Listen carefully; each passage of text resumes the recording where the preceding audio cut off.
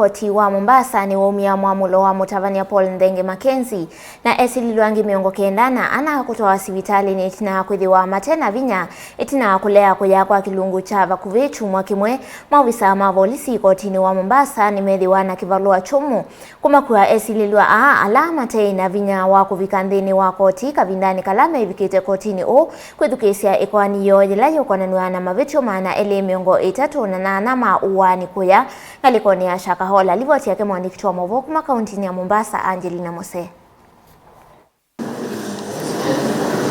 Ni undu maundu meili kiokoni cha umuthi itina wa esililwa akwe mwani kutambuka na kufika miakoni ya koti munene wa Mombasa itina wa kulea kuya kwa kilungu cha Kyumwa kimwe.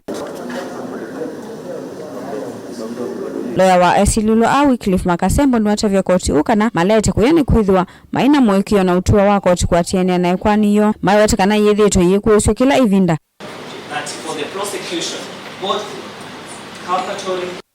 Esililwa amevikite kotini ukwithukisya ikwani yo na ila yukoni uwani matesi kwanza kivathukanyo vala mavityo maana eli na miongo itatu na nyanya mamekumbili titi na woku lasimithia andu kutia kuya kithekani cha shaka hola undu ula watumia matiwa ni thayu. Ngaliko ya sikatani ni yawetekana vayina vata wa esililwa akulicho kwa bond ni kwithwa mavityo alama koneto namo ni maito muno. Esililwa makwani kotini uwa Mombasa Alex Thuku niwaumya mwamulo esililwa miongo kenda na atano mavikie Kutwawa Sivitali tina wa kwithwa matena vinya. I saw the accused persons this morning in our basement cells. Some can barely stand or open their eyes.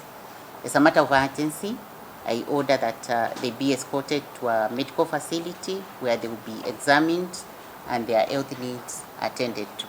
Ingini wako ulia vikia kunengwa faili sionthe na ila sio kona ikwani yekuma kotini wa Shanzu. I direct as follows. That a social inquiry report will be made and filed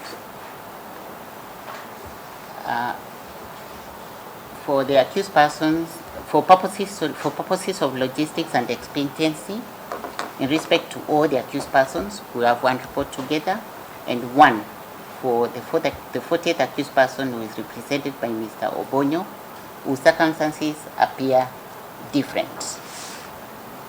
2. On the alleged report from Shansu Law Courts, this court has no knowledge or control over the same. The report that has been ordered in number 1 above will be most current and relevant on what we are dealing with, and it should cover all the issues. Ikwani hii kethukiwa kwanzia sia mutandao ni mwaini wa katitu matuku atano.